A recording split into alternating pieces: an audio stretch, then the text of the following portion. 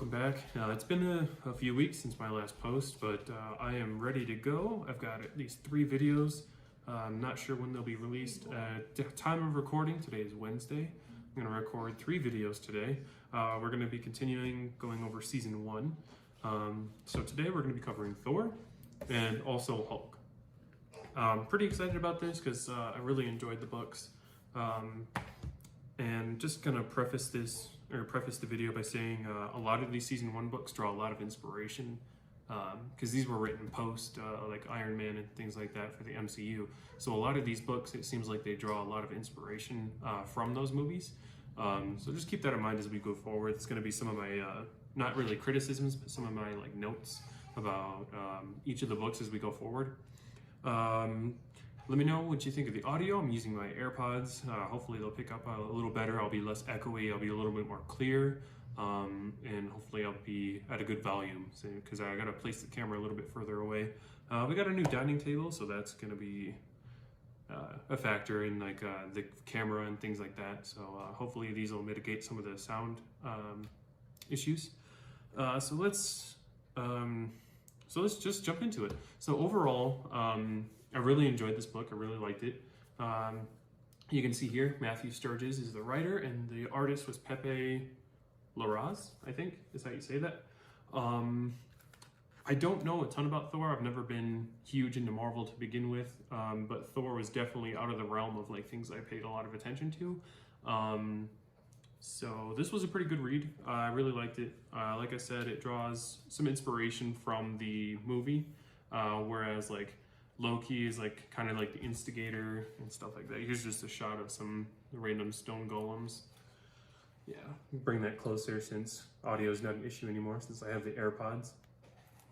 So we went over who wrote it and drew it, and then so the book starts off being introduced just like I said, just like the MCU, where we're introduced right away to young Thor and young Loki as kids. Actually, not kids, like more like teenagers, I guess. So they're going out and they went to Jotunheim. Here, one more page back. So they go to Jotunheim on like a dare, basically, from one of the Warriors 3. And their mission, more or less, is to steal a sword. And they end up getting into a pretty bad altercation with the Frost Giants. And Loki steals the dude's hand, still grabbing a dagger. And they run away. So it's very similar to the thing where Odin yells at Thor pretty bad, but ultimately it goes through years. Like this is the fates right here. This is the picture of the 3 fates. The 3 fates are in a lot of different mythologies, so that's what that's based on, is the 3. Like you get the youthful one, the middle-aged one, and then the older one. And eventually Thor is given Mjolnir, and so what happens here? Yeah, so they go on a little joyride, and Loki meets, I think, Yafe, the leader of the Frost Giants. And Yafe is basically like, yo, dog, you know you're not an Asgardian. And Loki's just kind of like, what? Because at this point, he still hasn't discovered his lineage. So over the time, you know, the fates, there's again, it's just, so they use the fates as kind of like a driving motivator to just like be like, yo, so here's a time skip, you know, things have been growing, it's kind of like almost like a progress update when they do their flash forwards, if you will. So Loki goes and pulls a prank because, you know, Loki got a mischief and whatnot, and he basically makes it look like he's been kidnapped by Frost Giants. And Odin tells him like, no, don't worry about it, it's just a prank. And then when Thor shows up and starts beating up the Frost Giants, he discovers his bird, which is kind of like got the same voice as Loki. Like it looks like a crow, but it's for all intents and purposes it's being like a parrot. So Thor discovers that he's been pranked and like deceived and whatnot, and Odin decides to banish him, just like the movie. So here, what ends up happening is Mjolnir falls to Earth, and the Dr. Donald Blake, which I think he's supposed to be like kind of like a crippled dude, he's always walking around with a cane and whatnot, basically falls and discovers Mjolnir, and Mjolnir merges with his stick, like his walking stick. So what happens is every time he picks up his stick, he basically transforms into Odin, kind of like a Hulk kind of thing, where he just transforms into an alternate persona. I thought that was pretty interesting. I know of Donald Blake. I know he was a Thor. I think one of the highlights from him was I believe he was the Thor during the original Infinity Gauntlet series where Thanos snaps away the universe, or half of it at least. So we've gone over most of this. Yeah, I introduced Donald Blake, who's a highly renowned surgeon, and what he does essentially is he gets fired because he operated on somebody that he was not cleared to, and so he goes off and does his own thing and decides to open up his own clinic with, I believe this is supposed to be, Jane Foster.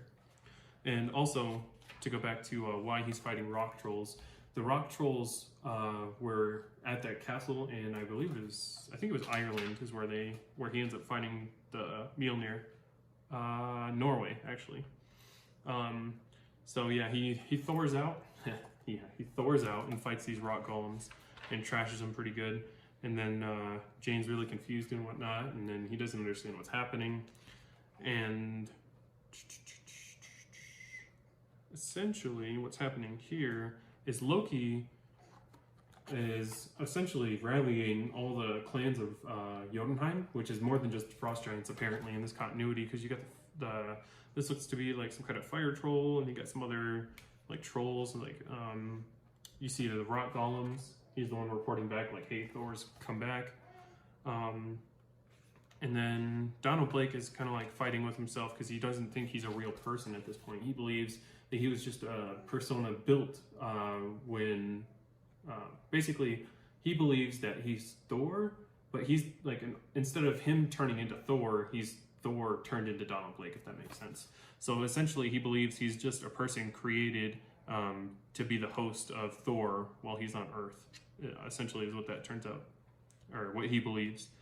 And so from there, he tries to experiment more, tries to give more control to Thor, and just kind of goes and gets familiar with his powers and whatnot. And you get things like this, like he's trying to deal with Jane and like his life as he knew it, but he's also balancing trying to be Thor and whatnot.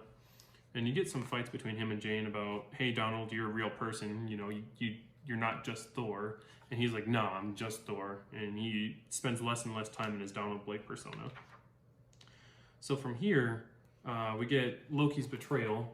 Is he weakens basically the defenses of Asgard for all the trolls, the various trolls to come in. And the Asgardians are trying to rally to fight off those forces. And then Donald Blake meets the Fates, which is, again, that panel we just showed.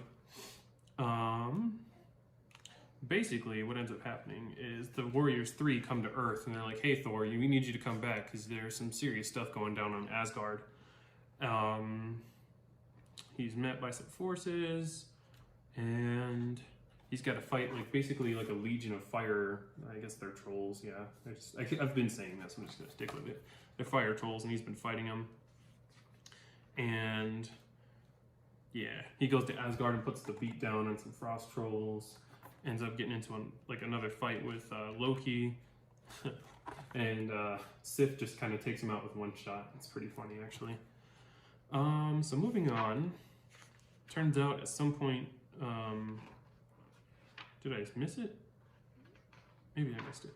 At some point, Odin was injured during battle, and the only way he can be saved is if Donald Blake comes back out and performs a surgery on him to save his life.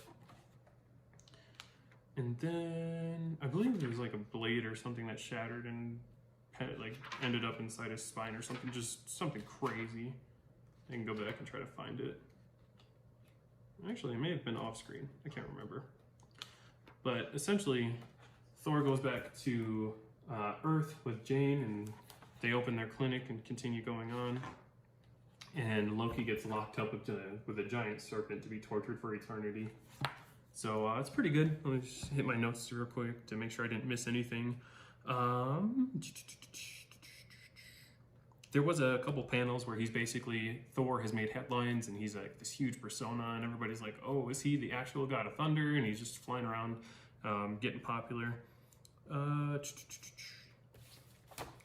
By a special weapon. Yeah, so that's what took out Odin, and that's what led to Donald Blake ultimately needing to do surgery on him. And yeah, so like I said earlier, I don't know a ton about Thor. I never have. The only Thor issues I own are, like, I think a couple of my dad found on discount that he gave to me, and then also the Mighty Thor, which I did a video on previously about Captain America wielding Mjolnir for the first time. So that being said, I didn't know a lot about Thor, but I found the story very enjoyable, and I really liked it. Like I said, it seems like it draws a lot of inspiration from the movie, and that's okay, because I thought it did a pretty good job. So moving on, we've got season 1 of the Hulk. Now, I will say right off the top, again, very forward and blunt reviews, right? I thought it was very enjoyable. I thought it was very creative. I thought the use of an enemy that was not just like a copy and paste of our hero was a pretty good way to build a story and a villain. Something that I think a big problem that not only the MCU but a lot of these books in general really have is basically a lot of the times when they're fighting somebody, it's just basically like a evil copy and paste version of our hero. Like we'll see with Iron Man, or Doctor Strange, and what was the other two? Yeah, Ant-Man was another offender of that too, whereas Spider-Man was pretty unique where they had the Vulture instead of like Venom or something like that. That being said, let's get into it. So the book is written by Fred Van Lont. I think that's how you say his name. And drawn by Tom Fowler. Now, Tom Fowler, I recognize that name. I believe he drew for Venom for quite some time, around the time when Cullen Bunn was writing for Agent Venom. So I appreciate the art style here. So jumping into it, origin is pretty, from what I understand at least, pretty similar to the original, to where he's working on some kind of test with gamma radiation for the government, and somebody, a hotshot by the name of, what's his name? Well, I'm sure it'll come to me in a minute. But basically, this kid ends up on the test facility, and he runs out there and saves the kid, throwing him into a ditch or like a safe zone. But he wasn't fast enough to save himself. And in the resulting blast, boom, he gets hit with all that radiation, and he should have died for all intents and purposes. Rick Jones, that's his name. Yeah, Rick Jones. So he runs out and saves Rick Jones, gets blasted by the radiation, and then essentially what's happening is this beginning portion is the representatives of the U.S. government are basically interrogating him and be like, so did you know that kid? Like, did you do this to yourself? Blah, blah, blah. And he's like, no, by all means, for all intents and purposes, from every scientific standpoint, I should be dead. And they don't believe him, and they're still interrogating him and whatnot. And then we're introduced to Betty Ross, which it's implied that they either had a previous fling or they've had like a romantic interest in each other. For those of you who know a lot about the Hulk mythos, Betty Ross is one of the primary love interests for Bruce Banner. And so if you saw on the left side of the page, basically after the accident, Bruce Banner's been escaping to basically a private like a private laboratory in the desert.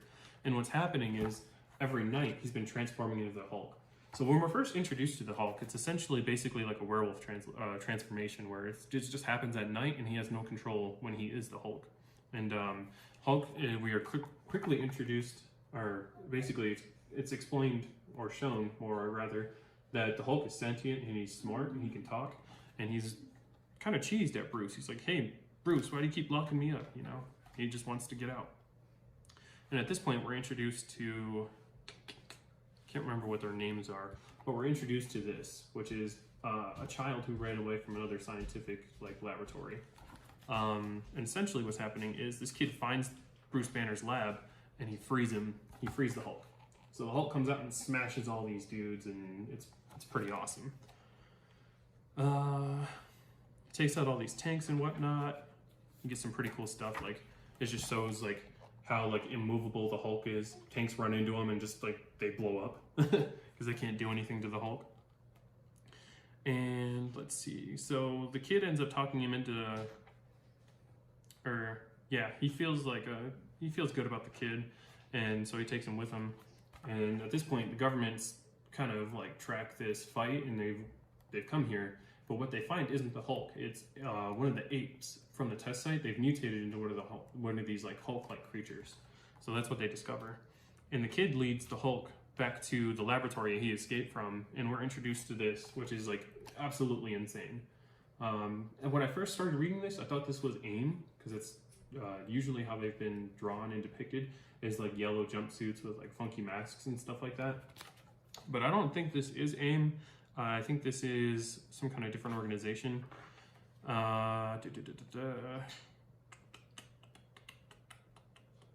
Yeah, I'm not entirely sure. I think it's in my notes. But basically, they try to subdue him, and it's just not happening. But what they do is they strike a deal with them.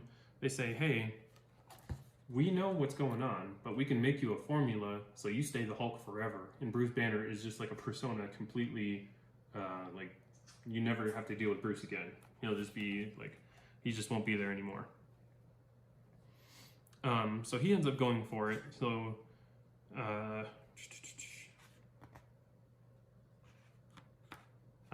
yeah, so once he strikes the deal, we're introduced to, basically introduced to the Thunderbolt Ross, General Ross.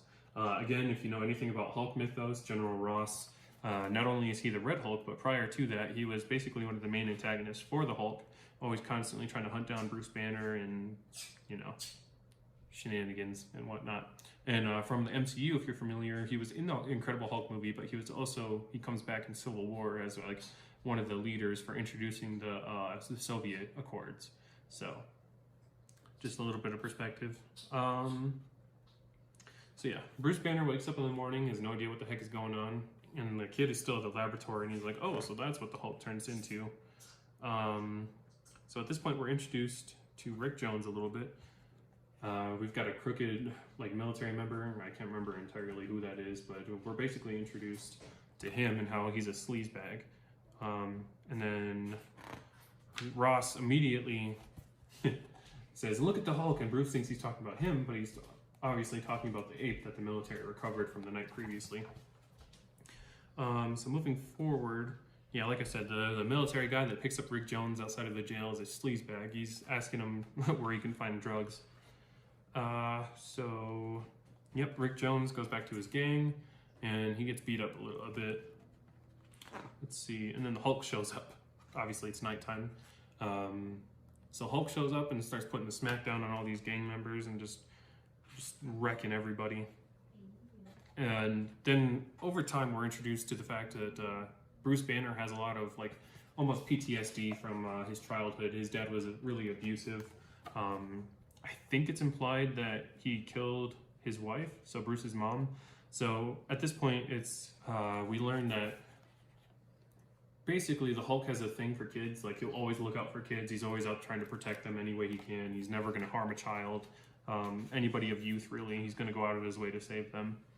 And so the big guy, the leader of the gang, pulls out all these crazy war machines and robots and stuff, and Hulk's like actually like kind of scared. He gets cut up a little bit, and yeah, he ends up smacking them down pretty hard and just like using one another to destroy them. It's pretty cool. Like I said, I really enjoyed this art style. It doesn't look too messy, and yeah, it's good stuff. At this point, kind of like a romantic thing develops between the dude, the sleazebag, and Betty. That's going to come into play later. And like I said, so giant factory explodes, but the Hulk still finds a way to save Rick Jones. And I believe this is when, yeah, he gets, Rick Jones figures out that the Hulk is Bruce Banner, and Hulk does not like the fact that he called him Bruce. Kind of freaks out a little bit. So moving forward, yeah, so again, there's the kid hiding out of Bruce's lab talking to the Hulk. That's what, basically, if he's the Hulk, the purple flashbacks are like memories of Bruce. And if he's Bruce, the purple flashbacks are like memories and things that the Hulk saw. And they kind of get flashes of each other. So like when Bruce wakes up in the morning, he's like, oh, what are those flashes? And yeah, that's Bruce being a little upset about the fact that military dude is shacked up with Betty for all intents and purposes. And then we're introduced to a new scientist who Bruce clearly had some kind of like some kind of relationship with in the past. And then yeah, so this is when it starts to go down. The previously mentioned like scientists, they find Bruce's cave and they go after him. And and then he has to team up with that military dude. It doesn't last long though, because they end up getting thrown up and just like thrashed around in the vehicle. It's pretty crazy. And then I'm pretty sure it's Banner that turns him in. Now the military dude is locked up for all the various things he's done, the drugs and the betrayal and whatnot. And that's going to come into play later, because he obviously ends up being the villain. And then this is when Rick Jones tracks down Bruce, and they start to team up together. So obviously Rick Jones is in something deep. He's been involved with gangs and whatnot. And then this is when we find out that this scientist chick that Bruce had a relationship with in the past is not here for Bruce, or that she's basically here for the pride, or for the research. To kind of take it as her own so she can get big and famous. And Betty spies that. So this is when we're introduced to the Hulk. The Hulk goes back to the scientist guys and he's like, hey, why the heck did you try to kidnap me? That's not cool. And he basically finds out that the kid that previously found his lab, the kid that he's been dealing with this whole time, is essentially grown. Like it's grown basically in a test tube. And once Bruce discovers this, it's been previously mentioned that he has a thing for kids. He destroys the entire laboratory and takes all the children to a safe place. And so he takes them to Rick Jones's house, and the kids tell him, hey, you have to take care of us. The Hulk said so, or he'll smash you. So that's pretty cool. I really like what kind of character they turned the Hulk into, because Hulk being an intelligent character is pretty fun. I like that a lot. And just the fact that he's got like his own intentions or like mission, kind of like with protecting, the youth or whatever. I really like that. I think that's really cool. And then, so the scientist chick talks this major dude into being like an experiment. So basically, if you watch the Incredible Hulk movie, this is Emil Blonsky, and the scientist of the university is basically what's happening. She talks him into signing up to be a test subject. And then, so the Hulk has the serum, right? So what happens is Bruce and Hulk start getting into an argument because it's at the point where they're consciously communicating. And then we'll see the results of that in a few seconds. So amid the experiment, Betty Ross walks in and she's like, hey, you're not, authorized to do that. And she's like, well, tough.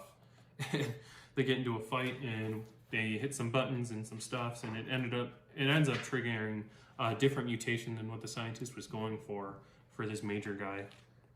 And then we go back to this, and basically through this dialogue, it's implied that the Hulk has always been part of Bruce's subconscious, created from basically when Bruce's dad beat his mom to death. It was like a persona created, like, hey, you weren't strong enough and you were trash. You couldn't do anything to save your mom. You couldn't do anything to stand up for yourself.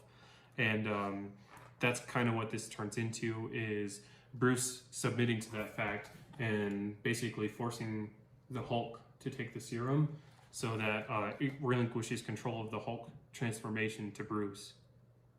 And so that formula kind of mutates him, like I said, to where Bruce has control.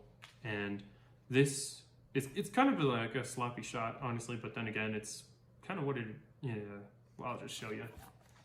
So the major guy ends up turning into this big, giant, ropey, bubbly, kind of just, monster creature. And that's what Bruce has to fight.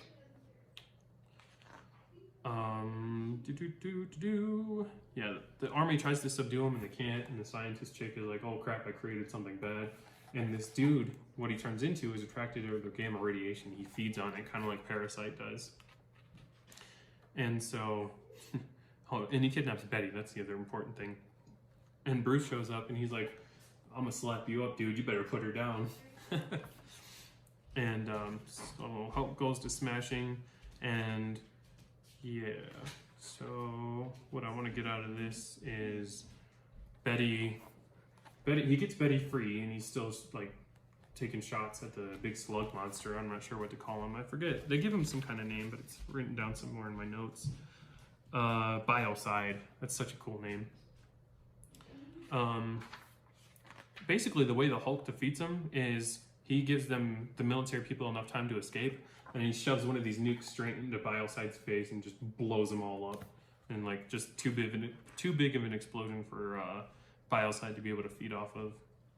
And then later that day, we're shown, obviously, Biocide has been incinerated, but also Bruce is in control, and Rick Jones was kind of like in on it because he's waiting for him with some clothes and whatnot.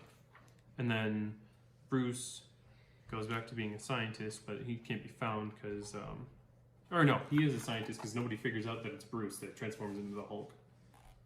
Yeah, that's what's happening here. He goes back to work for the government, kind of like under Ross's nose, because Ross gives a briefing to the government like, yo, the Hulk is a dangerous threat out there. So real quick, I'll just review my notes to make sure I didn't miss anything. Yep, covered the werewolf transformation, coherent sentences, and has higher brain function. We covered all that. Them, that's the scientist organization that develops the serum for the Hulk. They're not really given a name further than that, but like I said, I don't know if it's implied or if like you could, I don't even know if that could be just like an organization that Hulk fights in the comics. I'm not entirely knowledgeable on that. Oh, and the kids, they were grown to smuggle drugs. So that's the other part when Hulk finds out about it. He's just like, and he just destroys them all. Oh, and the scientist lady, I can forget her name, but she creates the formula for transforming Biocide based on Bruce's DNA that she collected without his knowledge. Gains control of the Hulk by admitting his guilt over his mom's death and controlling the rage of the Hulk. Personality created as a result of her death. Like I said before, his dad was abusive and ended up killing his mom because of it. And so that's when that personality, more or less, of the Hulk was created.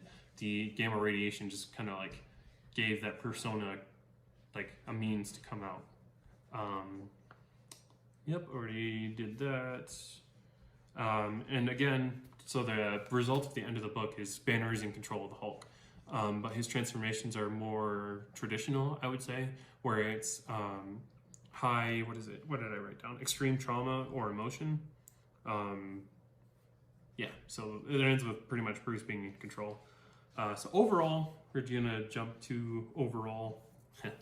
So Hulk and Thor season 1, I thought they were both really good. I really liked them both. Gave me a little bit more appreciation for Thor because, like I said, I never read much or watched much. I know he's been featured in numerous cartoons and whatnot, but never really watched him. They are on my list though. And then the Hulk, I've always loved the Hulk. My favorite Hulk story is still Planet/World War Hulk. I think that is still to date the best Hulk story ever written. But this is pretty good. I really like this a lot too. It was similar to the movie. Well, actually not really at all. The movie, this is one of the ones where it didn't actually draw a lot from the movie, I feel like, because he's not running from the government already. He's not interacting with some random scientist guy. Yeah, so actually, yeah, Hulk doesn't take a lot of inspiration from the movie, and I appreciate that, especially with like, I don't know if that's an original villain, but a villain I've never seen before with in Biocide. So I really like that too. So again, season 1 of Hulk and Thor, really enjoyed. Next, we'll probably space these videos out over 2 days. So the next one I'll be covering is Doctor Strange and Iron Man. And I'm excited to talk about those. So we'll see you next time. Thanks.